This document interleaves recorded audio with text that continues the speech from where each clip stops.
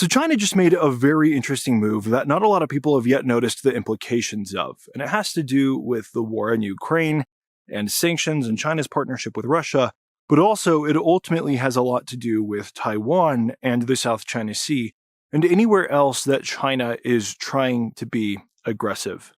What I'm referring to here is China's decision to stop purchasing oil from certain Russian companies because of the threat of secondary sanctions from the United States, which on its surface might just seem like a short-term thing, but when you really read into this and why China actually decided to make this move, you realize that China accidentally showed their vulnerability, or perhaps rather China was forced to show their vulnerability because they didn't have any other options. As you'll see in this video, this move by China has a lot of ramifications that most people haven't yet explored. Because this move is one of those rare moments in time where we see China signaling something with their actions that diverges from what they are trying to convince everybody else is true through their words. So for example, if you were to ask either China or Russia about the nature of their relationship and who they thought was a more important partner to them on the international stage, both China and Russia would say that, of course, Russia is more important to China than, for example, the United States is. And in fact, even most Westerners would think that way, and perhaps that is even something that China wants to be true. And yet, when we see China making moves like this, it actually reveals quite the opposite. Indeed, what China has just revealed is that when push comes to shove, they will make decisions that are the opposite of what a lot of people expect. Where China will always choose the relationship that is actually more beneficial to them rather than choosing, for example, ideology, which again to a lot of people is surprising. People expect that if China is forced to choose between Russia and the United States, China would choose Russia. People expect that if China is forced to choose between the Western world and Russia or China's other ideological allies, that China will land squarely on the side of ideology. And yet when we actually look at China's moves, for example, this recent move, we see China is actually terrified of losing their ability to interact with the Western world, whether that be through trade, whether that be through the banking and the monetary systems, etc., etc. And it shows actually that China, while they try to project a lot of strength, they are actually terrified of losing the ties that are vital to keeping their economy functioning. And that's not just an interesting tidbit. It's not just an interesting point that China is selfish and all of their alliances are really just about having fair weather friends. That actually drives us instead to something far more significant, which reveals, to my mind, one of the main reasons why China would never actually engage in the actions that people are the most afraid of. For example, taking Taiwan. So how am I arriving at all of this? These seem like pretty drastic conclusions perhaps to a lot of people, but they're not just coming out of thin air. Again, it comes from watching China's behavior. And what exactly am I talking about? What has China recently done and why is it such a big deal? Well, when we've watched China's relationship with Russia throughout the war in Ukraine, we have seen China be willing to support Russia in a number of different ways. China has been willing to, for example, buy Russian oil. China has also been willing to ship Russia weapons, although in very low quantities, etc., etc. But what a lot of people haven't noticed is that the support that China has given to Russia hasn't exactly been support. For example, when China is purchasing energy from Russia, they are doing so at rock bottom prices, and they aren't really doing this to prop Russia up. Propping Russia up might be a secondary effect of what's going on.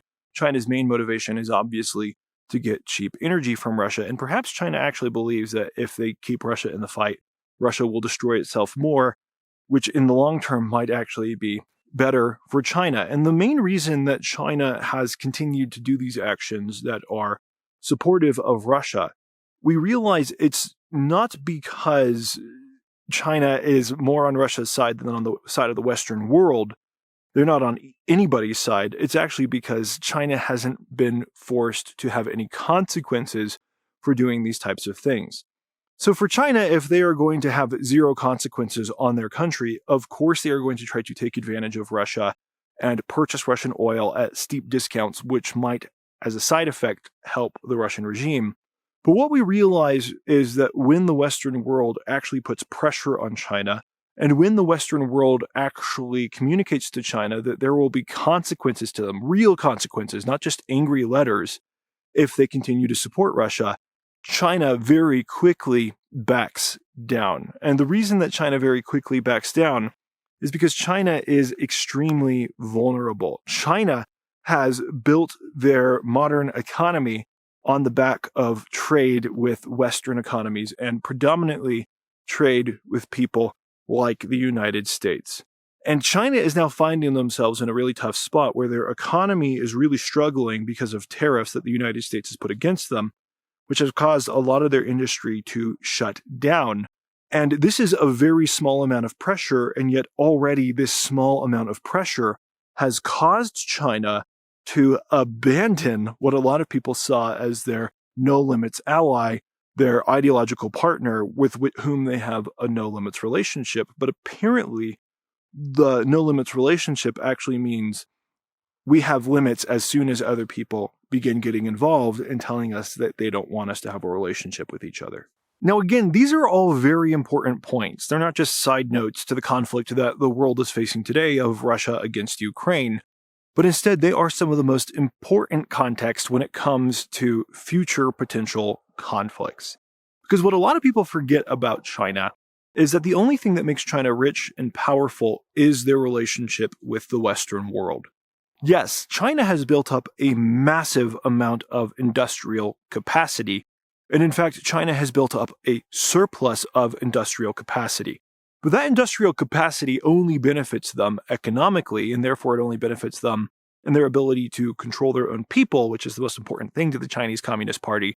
If they can sell off that capacity to Western nations, what all of this means is that China has a vulnerability that we often don't recognize, which is that China is inherently vulnerable if they ever become in a conflict, whether it's somebody else's conflict or their own conflict, that separates them from their trade ties with Western nations.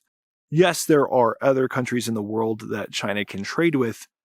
No, they are not nearly as profitable as the Western nations are, and because China already has a surplus of industrial capacity, losing these main trading partners would be far more devastating to China than any benefits they could get from starting any of the wars that people are afraid to start.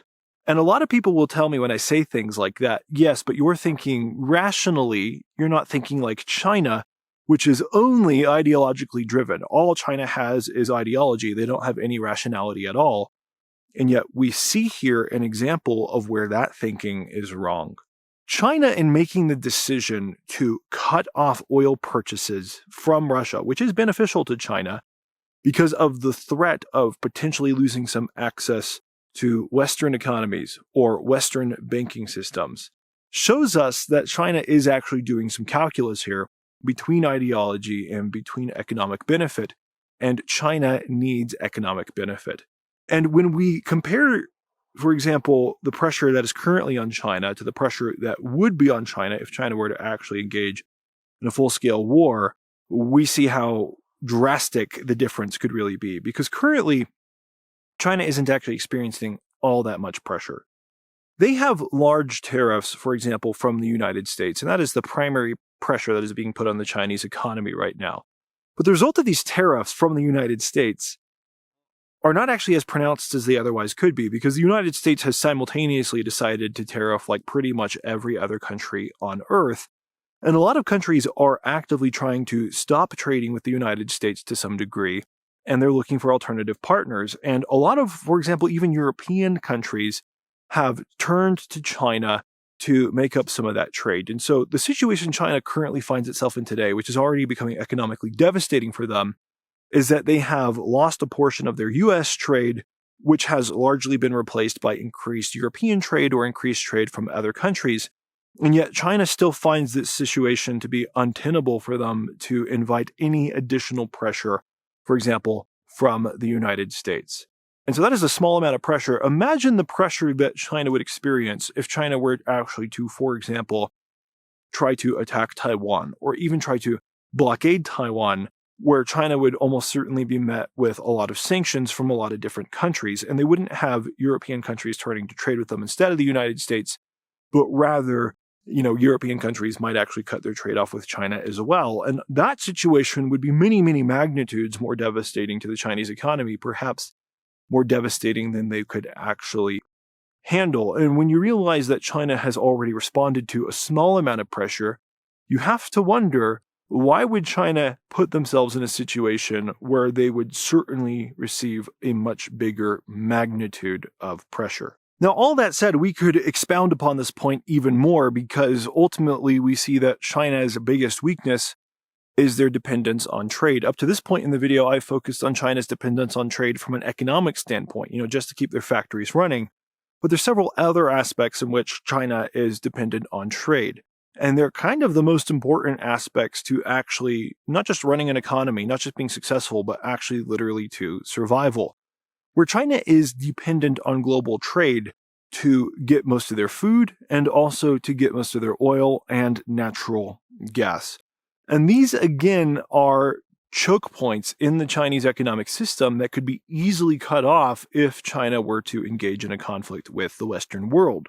They would quickly lose access to a lot of their food imports, which would obviously be devastating. And they would also quickly lose access to a lot of their energy imports, the vast majority of their energy imports, which would also be devastating. They literally could not continue to function without it. And they couldn't continue to run their industrial capacity in support of their military.